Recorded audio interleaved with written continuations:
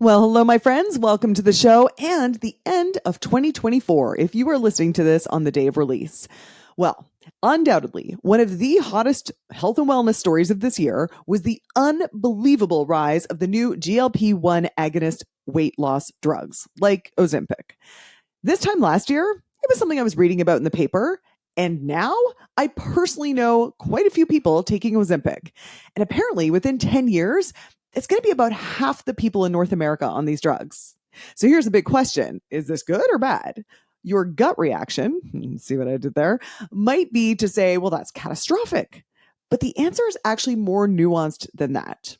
One of my favorite conversations I had this year was with Johann Hari, the author of Magic Pill, the extraordinary benefits and disturbing risks of the new weight loss drugs.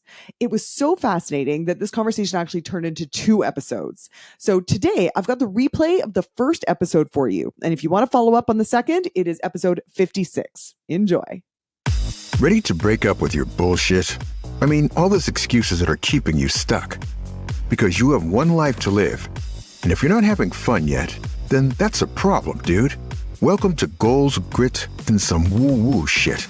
The podcast where you learn about the habits of kicking ass at life. Whether you want to get ripped, get rich, or just get high on life, this is the place to be. Here's your host, best-selling author and feel-good expert, Una Duncan. Johann Hari, thank you so much for being here. I really appreciate it. I am so excited to talk to you about your book, Magic Pill, because I loved it so much. And you know what, Johann, I went into it thinking I had no interest in Ozempic at all. I was like, whatever, that has nothing to do with me. And you present the case, and I don't know if this is your quote or someone else's, but you present the idea that this classification of weight loss drugs is actually going to change the world as much as the cell phone. Can you explain why that might be the case? You know, it's even more amazing when you remember where that comes from. So Barclays Bank commissioned a very sober-minded financial analyst called Emily Field to look into these new weight loss drugs to guide their future investment decisions. Obviously, they're making a lot of investment decisions the whole time. And so they asked us to look into it. So, you know, will this have any implications for where we should invest, where we should not invest? And she came back and said, if you want a comparison for how big an effect this is going to have, you've got to look at the invention of the smartphone. And when you first hear that, you think, well, that sounds way over the top, right? But when you actually look at the evidence, as these kind of very sober financial analysts did, you begin to see why. So the first thing I think people need to know is, you know, when you first hear about this, you think, oh, we've had diet drugs before. This is a fad. This is a craze. It's really important to understand this is not a fad. This is not a craze. This is an extraordinary scientific breakthrough. Scientists have cracked the code of what regulates human appetite. It's gut hormones. We'll come back to what that means, I'm sure. And as a result, they've developed drugs that have a staggering effect on weight loss. The average person who uses Ozempic or Wegovy loses 15% of their body weight within a year. The average person who uses Mounjaro, which is the next in this class of drugs, loses 21% of their body weight. And for the next class of drugs after that, Triple G, which will probably be available next year, the average person loses 24% of their body weight. So this is a staggering moment. Yeah, there's right? no diet that's done anything like this ever. Nothing. Like, I mean, the Triple G is only slightly below bariatric surgery in its effect, right? So you're saying the Barclays was saying this is going to change as much as the cell phone because this is a whole new thing. Tell us a little bit about the ripple effects. So this is a whole new weight loss thing. Okay, great. But what are the ripple effects that, for example, Barclays Bank would be interested in? Well, the economic effects are absolutely enormous. If you think about how much of the economy is food, and how much of the economy is related to the illnesses that are caused by or made worse by obesity, and you think about how much all of that is about to be shaken up, you begin to get some sense of this. You know, the book is called Magic Pill because there's 3 ways these drugs could be magic. I realized as I spent, you know, a lot of time researching this, traveling all over the world from, you know, Iceland to Minneapolis to Okinawa to interview the leading experts on this. The biggest defenders, the biggest critics, people in between. What I kind of realized is, you know, the first way it could be like magic is the most obvious. It could just solve the problem of obesity, right? So while researching the book, I took Ozempic. I lost a huge amount of weight. I lost 42 pounds in a year. My whole life I've overeaten. I started to inject myself once a week in the leg, tiny little scratch, and now I don't overeat and I've lost a huge amount of weight. There are days when it feels like just magic. The second way it could be magic is much more disturbing. It could be a magic trick. It could be like a conjurer who shows you a card trick while picking a pocket. I go through in the book, the subtitle is The Extraordinary Benefits and Disturbing Risks of the New Weight Loss Drugs. There are extraordinary benefits I'm sure we're going to talk about, but I also learned that there are 12 disturbing risks associated with these drugs. It could be that over time, these 12 risks will outweigh those benefits, in which case it will be a trick in the worst sense. The third way it could be magic, though, I actually think is the most likely. Think about the stories of magic that we grew up with when we were kids. Like, what would be a good example? Think about Aladdin, right? You find the lamp, you rub it, the genie appears, the genie grants your wish, and your wish comes true, but never quite in the way you expected. The magic starts to run away from you in all sorts of unpredictable ways. We're already seeing that, and along with extraordinary benefits for many people with obesity, we're seeing all sorts of unpredictable effects. No one who designed these drugs, for example, intended them for them to be used by young girls with eating disorders who are using these drugs to starve themselves to death, for example. So there's a lot that I'm really worried about here, as well as a lot I'm really excited about. So I think there's this will sound over the top until we dig into it more, but the way I started to think about these drugs is they're a tool like fire, right? They're just this unbelievably powerful tool. Fire is a great tool if I use it to warm my house. It's a really bad tool if I use it to burn down your house, right? And the truth is, this is so powerful, it's going to have both positive and negative effects, which we're already seeing. Obviously, we're seeing huge weight loss, huge gains in health for many people, but also just think about the economic things. Krispy Kreme stocks absolutely tanked late last year, right? Experts said because of these drugs. Think about all sorts of unpredictable things. There's a company that makes the hip joints, the hinges for knee and hip replacements, right? Their stock is right down because far fewer people are going to need knee and hip replacements pretty soon, because the main driver of hip and knee replacements is obesity. Jefferies Financial just did a really big report for the American airlines saying they're going to have to spend a lot less on jet fuel pretty soon because it takes so much less jet fuel to fly a much thinner population. Even in LA, there's been a huge run on jewelers because so many people in LA are taking Ozempic that their fingers have shrunk and their wedding rings don't fit them anymore. Loads of people are having to have their wedding bands refitted.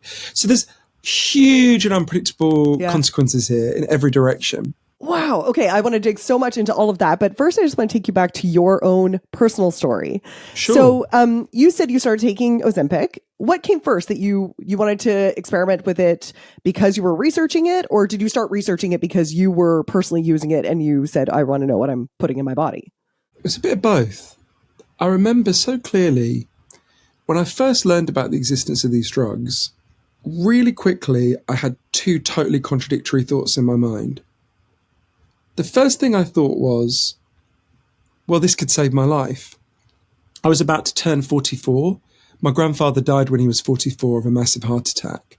Loads of the men in my family are obese and have heart problems. My dad had terrible heart problems. My uncle died of a heart attack. And I had been obese most of my adult life. And I thought, well, if we really do have a drug that reduces or even reverses obesity, that's going to have huge health implications, because we know that obesity causes or makes worse over 200 known diseases or complications. So right away, I was like, whoa, this is big, potentially. But I also thought, wait a minute, this sounds way too good to be true. All previous diet drugs have promised huge gains in health, but have actually in the end screwed you up and had to be withdrawn from the market. Can you really have something when it comes to health that's a kind of free lunch? I guess with Ozempic, it would be a smaller free lunch because you don't want to eat. But so I really immediately felt an intense attraction to this and an extreme wariness of it. And really a lot of the journey I then went on was about exploring, well, which of those instincts turn out to be right. Do you feel like you got to the bottom of that, or just it's a deeper hole than you ever imagined? I did come to some conclusions, although I still feel very conflicted, because the truth is the picture here is genuinely complicated, and anyone listening who's obese or overweight, and that is a majority of Canadians, just like it's a majority of British people, has to weigh really two things here: the risks of obesity and the risks of these drugs, right? And the answer is not obvious. The more obese you are, the greater the risk. So obviously that becomes a bigger risk to weigh against the risk of these drugs.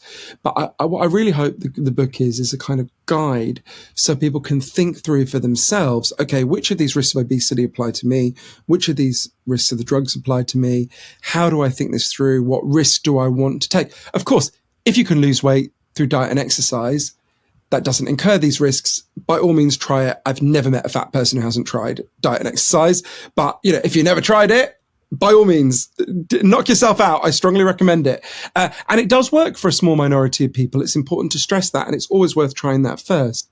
But for the majority of people for whom it doesn't work, and I explain why in the book, and we can talk about that as well, but for the majority for whom it doesn't work, that's because of the environment we're living in. It's not your fault. It's not that you're a failure. It's because of a really big change that's happened in your lifetime and my lifetime that I can also talk about. We're in a kind of trap, and these drugs are a kind of trapdoor. They're a risky, rusty trapdoor, to be sure. I'm not totally confident I've been right to go through that trapdoor because I experienced many benefits and some really big drawbacks. But I do think this is coming for us. 47% of Americans want to take these drugs, and that's even before, very soon there'll be a daily pill. There'll be $1 a day. I predict that more than half of Canadians will be taking these drugs 10 years from now. And we really need to take a beat and think about what that's going to mean for all of us, the positives, the negatives, what it'll mean for the culture, what it'll mean for the way we think about our bodies, our health, the way we think about ourselves, the way we think about food. It's going to have enormous implications and consequences for us. So I hope the book is a chance for us to really begin to think that through and how it's going to change how we feel about ourselves. Right. So make some individual decisions about ourselves and what we might choose, but also to realize how this is going to impact broader society. Yeah. So I want to talk about a little bit, some assumptions right off the top. Like, in order to tackle this subject, you had to deal with the idea of health at any size. And so where did you land with that? Can you talk about that? I'm strongly in favor of body positivity. We want everyone to feel good about their bodies, and we don't want anyone to be shamed or stigmatized. Stigma is a form of cruelty and bullying. And I wondered if these drugs were a kind of betrayal of that, right? And there was a person who really helped me to think this through, an amazing woman called Shelley Bovey. She's now 76. When I was, I think you're a little bit younger than me, but when I was a kid, the only time you saw fat people on television, particularly fat women, was as the butt of a joke, right? It was just tremendous cruelty towards them. And the first person I ever heard challenging that was Shelley Bovey. So I was, I think, 10 years old when her first book came out, and I saw her on television. So Shelley wrote the first book to ever argue for body positivity or fat pride, different terms, in Britain. She introduced the concept to Britain, really. And I went and tracked her down. And her story, I think, is really important. She really clarified a lot of this for me.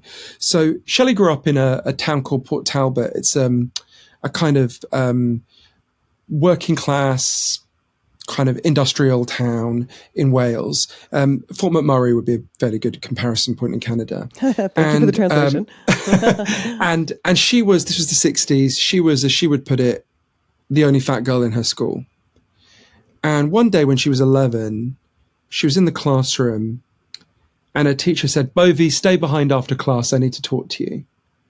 She was sitting there thinking, what have I done wrong? And the teacher said, "You're much too fat. It's disgusting. Go and see the school nurse. She'll sort you out." So completely thrown and shaken, she went to the school nurse. And the school nurse said, "Why are you here?" She said, "Well, my teacher says I'm too fat." She said, "Take off your clothes. I'm going to inspect you." And the nurse looked at her and said, "It's disgusting," and just berated her and said, "You're a pig. Stop eating." And Shelley left really kind of shaken. And she was constantly soaking up this kind of abuse. Other girls saying to her, "You're disgusting. Thank God I'm not like you." The other teachers saying this to her. It was just her whole life. And, she was really smart. She was advised to apply to Cambridge, which was a really big deal for a working class girl then as it would be now. And she was just like, I'll just be humiliated. I can't do this, right? She got an offer for a place at a good university. She's just like, I can't go. They're just going to bully me. They're going to shame me. And all through her life, she's just soaking up this abuse. When she got pregnant and went to the doctor, the first thing the doctor said to her was, well, you shouldn't be pregnant when you're as fat as you are. She had a very difficult birth. And she was lying there covered in blood after the birth. And the midwife looked at her and said, you know, you really need to lose some weight. When her baby wouldn't attach properly, he wasn't feeding, she took him to the doctor, and the doctor said, what are you trying to do? Make the baby as fat as you are?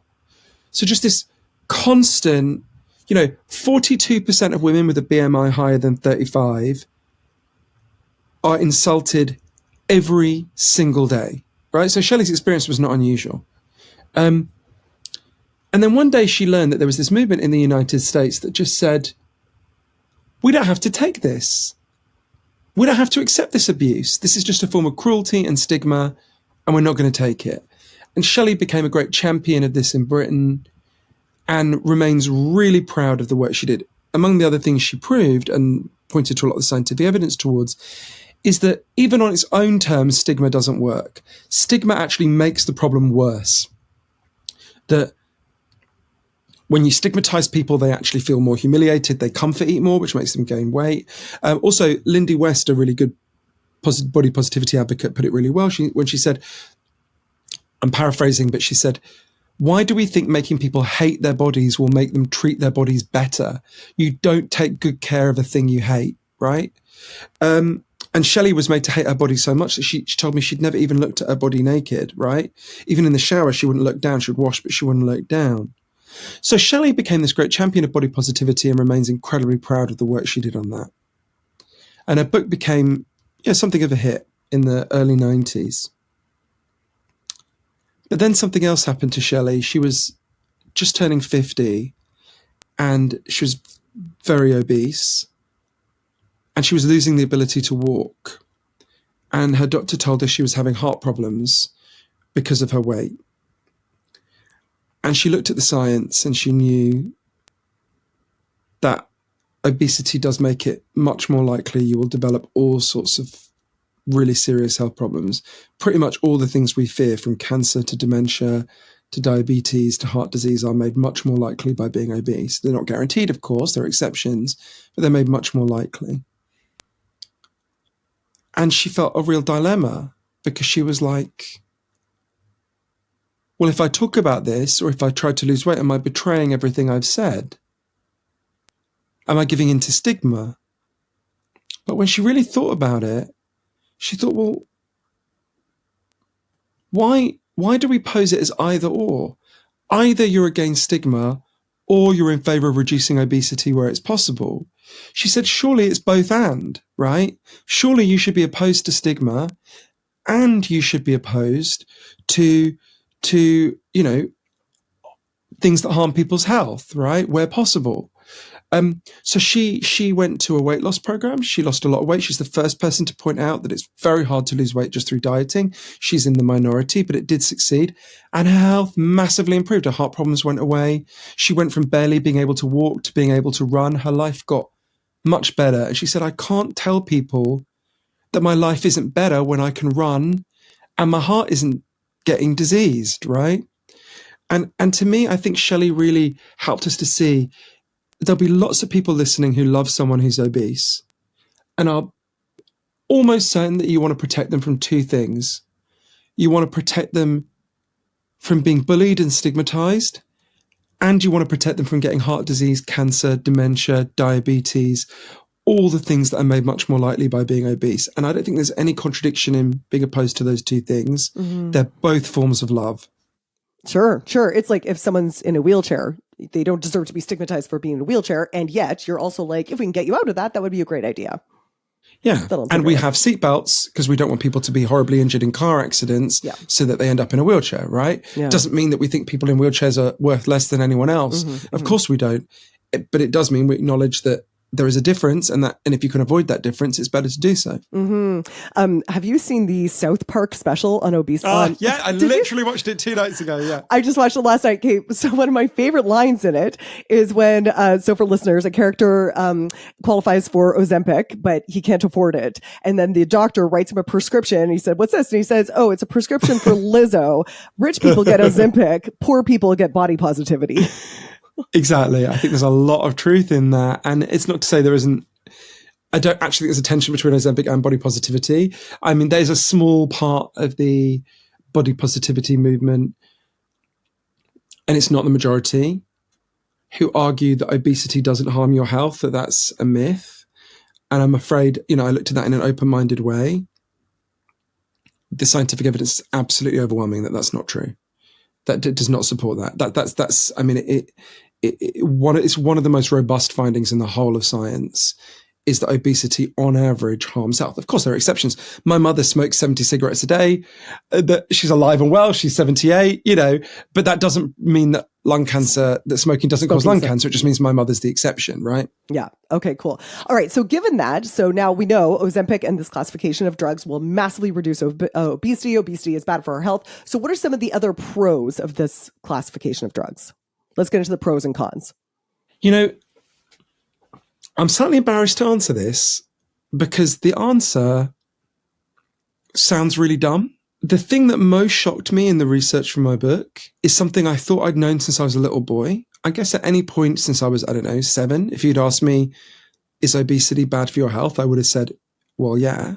I was stunned by the scientific evidence about how bad for you obesity is for your health. I didn't know that it made you much more likely to get dementia and much more likely to get cancer. I mean, I did know about heart disease. Obviously, that's something very close to my heart, literally.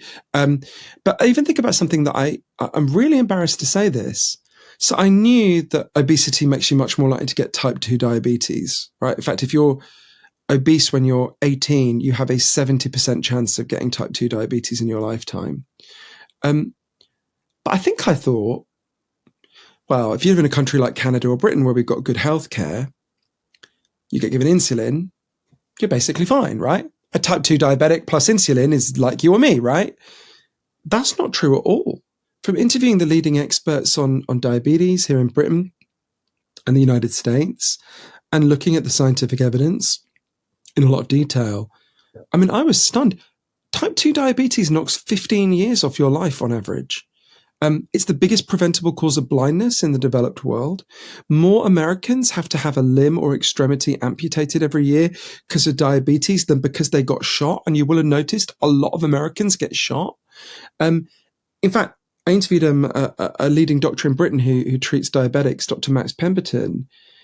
And he said to me something that sounds unbelievably shocking when you first hear it. But when you look at the evidence, you see why he says it.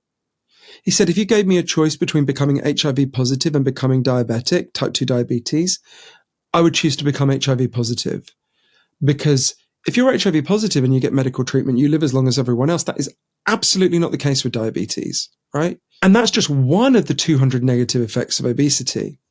So what we know is when you reverse obesity, you massively reverse all of those medical conditions. So one of the best ways of thinking about that, because these drugs have only existed for a couple of years, one of the best ways of looking at that is actually look at a parallel area of science, which is bariatric surgery. So bariatric surgery, for people who don't know, is obviously the surgery you have when you're obese there are lots of different kinds of it, but things like stomach stapling, gastric bands, that, make it very hard or impossible for you to continue to overeat, and therefore you lose lots of weight. And what do we know about bariatric surgery? So we know that it's a horrible, grim operation. We know that 1 in 1,000 people dies in the operation. It's no joke. But the reason people put themselves through that is because when you massively reduce obesity, the benefits to your health are stunning. If you have bariatric surgery in the 7 years that follow, you are 56% less likely to die of a heart attack. You are 60% less likely to die of cancer. You are 92% less likely to die of diabetes-related causes. In fact, it's so good for your health, you're 40% less likely to die at all in those 7 years after the surgery, right? And we now know that these drugs bring similar benefits. So obviously, people who have bariatric surgery are very obese, so that somewhat skews the figures. But we know now, so it's a lower bar for getting Ozempic, Wegovy, and the other drugs. But we know that if, for example, if you take these drugs and you start with a BMI higher than 27, as I did, your chance of having a heart attack or stroke in the next 2 years goes down by 20%, which is an extraordinary reduction, right? That would save more than 1 million lives in the United States across a decade. So, and we're seeing lots of really, really positive effects now. So along with some significant risks. So yeah, the benefit is really clear. Obesity screws your health. If you reduce your obesity or you reverse it entirely, and many people, it reverses it entirely, as it has for me, it massively boosts you up. And even just things like my back doesn't hurt anymore, right? I had back pain for years. Within 2 months, I lost 42 pounds on Ozempic in a year, but within like 2 months, my back pain went away. I sleep so much better, right? Like your quality of life just dramatically improves if you start from obese or overweight. Obviously, it's very different if you start from a healthy weight and you take these drugs to get down to super skinny. That's that actually incurs risk. We can talk about that later. But yeah, so that the benefit is that, and it is overwhelming. Maybe before we talk about the other pros, because there were some other pros that really blew my mind, maybe just a quick, paragraph or two about exactly how these drugs work. It's an injection, you take it in your belly, I think, and then it causes a hormone that makes you 100% not interested in food. Is that true? I wish I had known that you do not have to inject it into your belly, because there's something about, so I'm a total needle phobe. So for ages I was put off these drugs where I could not inject myself once a week. It's a tiny little EpiPen. It's like a scratch. You barely feel it. But at first I was told, I read online that you have to inject it in your stomach. And I thought, the idea of sticking a needle into your stomach seems horrific to me. And then actually you can inject it into your leg as well, which seems much less intimate to me. I don't know why. So you inject it in my case, I inject it in my leg once a week, tiny scratch. You barely feel it. So we know lots of things about how it works, and there's some things we don't know. But if you ate something now, Una, it doesn't matter what it is, after a little while, your pancreas will produce a hormone called GLP-1. And GLP-1 is just part of your body's natural signals going, hey, Una, you had enough, stop eating, right? It's the brakes, basically. But natural GLP-1 only stays around in your system for a couple of minutes, and then it's washed away. What these drugs do is they inject you with an artificial copy of GLP-1 that, instead of being washed away in a few minutes, stays around in your system for a whole week, which has this bizarre effect. I'll never forget, the second day after I started taking Ozempic, I went to a diner just up the street from where I live when I'm in London. And I ordered what I used to order for breakfast every morning. I'm slightly embarrassed to say. It's a massive chicken sandwich with loads of mayo in it. And I would have that, I would wolf it down, and I would still want like potato chips. And I went in, I ordered it, and I had like 4 mouthfuls, and I was full. I just didn't want any more. It was bizarre. And that was what it was like from then on. It was like shutters had come down on my appetite. I was just very full, very fast, and I didn't want to eat very much. So it's not like you're hungry and you're denying yourself. Mm-hmm. You just don't want to eat that much, and you feel full very quickly when you do. The thing that's so interesting to me is that people are all of a sudden not interested in food and also don't have all the food chatter. So I have a friend who is on Ozempic right now, and she said that previously her whole day, she would sit there and she would think work, and then she'd think fat, you're fat, and planning out her meals and, thinking about when do I get a snack? How many calories is that going to be? Like, so many people are living with that. And she said it just shut off all of that noise. And so I'm wondering, did you have a similar experience with that, the mind chatter? What you're describing is a very, very common experience. I didn't have that problem. I actually wasn't obsessed with food. I had a different relationship with food to that. I realized that I actually realize now I don't think I even particularly liked food when I was obese. I think I was using food to calm myself down and comfort eat much more than I was out of a kind of obsessive thinking about the pleasures of food or a relationship with food that was based on the feeling you get when, the feeling of consuming it. A lot of people do, but you're describing a very, very common experience. And we know these drugs, so initially it was thought these drugs primarily work on your gut, right? It's a gut hormone, it's gut that's made in the pancreas, it's working mainly on your gut. But we now know from interviewing the cutting edge neuroscientists, as I did, that these drugs, in fact, are predominantly working on your brain. You have GLP-1 receptors, not just in your gut, but in your brain. And they're predominantly working on your brain, and they're changing how you think and feel. There's a big debate about how they're changing how you think and feel. I mean, go into that. But yeah, and lots of people are describing it's a profound effect on their mental experience, their psychological experience, as much as it is a gut effect. Mm-hmm. And the other thing I don't understand, when she describes to me how little she eats now, I'm thinking, God, that sounds like 1,000 calories a day or something. But I don't hear low energy or malnutrition being one of the side effects that people are reporting. If you're eating little. No, malnutrition is one of the 12 is it? significant risks that I go through in the book. And malnutrition is a really big risk. So if she's eating 1,000 calories a day, she will definitely get malnutrition, and she's taking too high a dose and she needs to cut back in consultation with her doctor. That's really alarming. I mean, people in Auschwitz were given 800 calories a day, so she really should not be on 1,000 calories a day. But that's the kind of thing that can happen. People just are not interested in food, really, right? Yeah, there's a big issue going on with dosing, right? Mm-hmm, I should re-say that. There's a big issue going on with dosing. So yeah, this happened to a close relative of mine. She was taking it and she just was forgetting to eat, and her kids were having to remind her to eat. And malnutrition is a terrible problem. It's disastrous for your health. And I'm worried that lots of people seem to be exhibiting that. It's why some doctors are now prescribing the drug along with a minimum number of calories that the person should consume in a day. So yeah, I think there's an issue. Definitely, if your calorie intake is going too low, you're taking too high a dose of the drug. Got it. But one of the other pros that I understand is that your cravings for other things are also going down. Like for alcohol or overconsumption of shopping, gambling, like all of these kind of addictive kind of things are being suppressed. Isn't that true?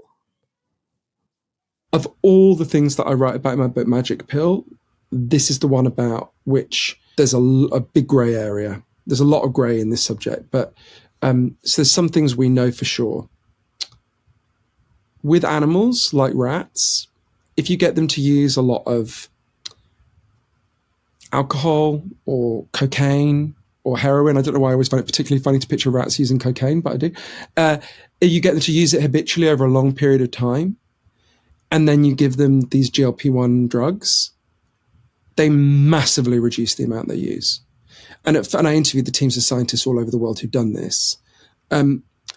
So that's really striking. And there's no other drug that causes a reduction in all of the different classes of drugs, right? It's not just that you drink less alcohol, but you use less fentanyl, you use less heroin, you use less cocaine, you use fewer stimulants. That's really striking finding in the animal studies. And it's a really big effect. It's usually about a 50% reduction in the heaviest users. The other thing we know, and this is anecdotal, that the bit I've just described is heavy, hard science by very good scientists. The other thing we know is that anecdotally, lots of people taking these drugs are reporting something that sounds fairly similar. For example, I interviewed a Canadian social worker called Michelle, who she'd had a bad breakup. In the wake of the breakup, she'd started obsessively shopping online. Like, she was buying hundreds of books she'd never read, like clothes she'd never wear. I mean, like huge amounts of money, the equivalent of her mortgage payment. And then she started taking Ozempic, and this compulsive shopping just went away. We have very little evidence on humans yet, and I think we should be cautious about this. What we know, there've been some very small studies. One found it did reduce alcohol use in the heaviest alcohol consumers.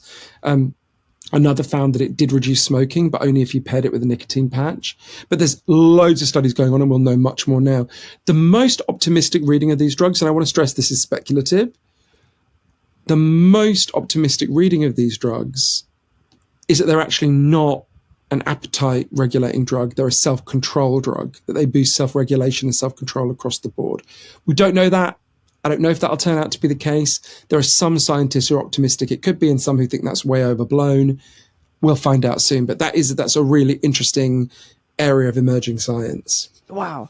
Okay, so in the peachiest case scenario, in the future, everyone's skinny and no one has addictions. What is the worst case scenario? What are some of the cons of these drugs that people might not understand? When they hear that, they're like, "Sign me up! I'm down for that." What might they need to know? Well, some of the cons are already coming to pass. So I experienced some of them. So I'll go through 12 in the book, but I'll start with one. Something weird happened to me when I was taking the drugs. I was getting what I wanted. For the first 6 months or so, I was thinking, this is really weird. I'm getting what I wanted. I'm losing loads of weight. All sorts of good things flowed from that. Like I say, my back pain went away. I could feel I was healthier. My neighbour's hot gardener hit on me. Loads of good things happened. That's good. But I didn't feel better emotionally. Actually, I felt slightly worse. And I was becoming aware that there were some scientists, although I stress this is highly contested, there were some scientists who were concerned these drugs may be causing depression or even suicidal feelings in a minority of people who use them, although some other scientists disagree. The FDA does have a warning about this in the US. And I was not depressed or suicidal, but I wondered if there could be some connection between the fact I was feeling kind of muted and down. And so I looked into this a lot. Now, it could be, like I say, we know these drugs primarily affect the brain. It could be this is a brain effect. There are some serious scientists who are concerned about that. But I suspect for me, and for many people, it was something much more simple, and it's something I wish I'd been aware of in advance. Like people were eating their feelings, and then all of a sudden they don't have that coping mechanism. They're left with their feelings. Well, I had a real epiphany about it. It was in a branch of KFC in Vegas. My nephew said to me the other day, it's weird how many of your epiphanies in life seem to have happened in a branch of KFC. I was like, that's a good point. But it was... like a church. Exactly. It's the closest I get to it. It was about 7 months into taking the drugs. I was in Vegas, where I spent a lot of my time. I was researching the murder of someone that I knew and really loved. It's something I've been reporting on for a long time.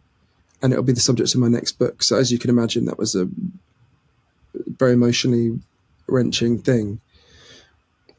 And one day on autopilot, I went to a branch of KFC I've been to 1,000 times. If anyone is listening in Vegas or knows Vegas, it's the one on West Sahara, which is one of the skeeziest KFCs in the whole world. And believe me, that is saying something. And I've been to all the KFCs. And I went in and I ordered what I would have ordered before I was taking Ozempic. I ordered a bucket of fried chicken. And I ate the first chicken drumstick. And I looked at the bucket and I thought, shit, I can't eat this. If you try to overeat when you're on Ozempic, I haven't actually done it, but people who have tell me you just vomit, right? Imagine I came to you after you'd had like a massive Christmas dinner and I said, hey, Una, great news. I got you a KFC bucket, right? Like basically that's how you feel on Ozempic pretty quickly, right? And I remember, it's so funny, like Colonel Sanders is on the wall of that KFC. And I remember it's like he was looking down at me going, what happened to my best customer? And I remember very consciously thinking, almost hearing it as if, sometimes you have a thought about in your own mind that's almost like an external voice. And I thought, oh, you're just going to have to feel bad, right? And it was this real moment of clarity for me because in the book, I go through the 5 reasons why we overeat. Say that again. In the book, I go through the 5 reasons why we eat. Only one of them is like to nurture your body, to keep your body going, right? The rest are all psychological. And I realized for me, I grew up in a family where there was a lot of addiction and craziness. And from when I was very young, and I had some awareness of this before, but I didn't see it so clearly. From when I was very young, I would deal with, you don't have much control when you're a child, even in good circumstances. I would deal with that chaos by deliberately overeating, by actually stuffing myself. And that was really my relationship with food. I would eat to stuff myself. And I couldn't do that on Ozempic. What these drugs do is they interrupt your eating patterns. It's obviously a good thing. That's why you lose weight. But what that can do is bring to the surface some of the deep underlying reasons why you eat in the first place. Now, again, that can be a good thing, right? Clearly, there are better ways for me to deal with sadness than Colonel Sanders, right? But that can be a difficult and rocky transition. And I suspect that's what's happening with a lot of people. It's another thing we can learn from bariatric surgery. So we know that in addition to all the benefits that we talked about with bariatric surgery, after bariatric surgery, your suicide risk quadruples, right? It's a staggering increase in suicide. I think there's a lot of things going on there. I think also it's something that Professor Corel LaRue, who's worked on both bariatric surgery and these drugs, said to me is a lot of people who are overweight tell themselves, well, if only I could get down to a healthy weight, my life would be great, right? And then you lose your weight and your husband's still an asshole and you still hate your job. And actually, although you're better off in some ways, it's not this magic solution that you imagined it would be. So I think there's lots of complex psychological things going on there when people lose weight. And I wish I'd been prepared more for that psychological ramifications of it. Yeah, transition, that's the good word, yeah. Okay, dude, I am so sorry to leave you on a bit of a cliffhanger, but this conversation was so in-depth that I had to split it into 2 episodes. Next week, you are going to hear more about the real risks of these drugs, who should consider them and who definitely shouldn't, what happens when you go off the drugs, and whether you can maintain the weight loss. We're also going to talk about the environment that's created the obesity crisis in the first place and how to nip this problem in the root without drugs. Until next week. Hey dude, thanks for listening. If you like this episode, make sure you're subscribed so you can get the next one. And by the way, if you rate and review this podcast, it really helps me get found by other people who need some goals, grit, and some woo-woo shit. And be sure to connect and DM me at Una Duncan on Instagram and let me know what you thought of the episode. Chat soon.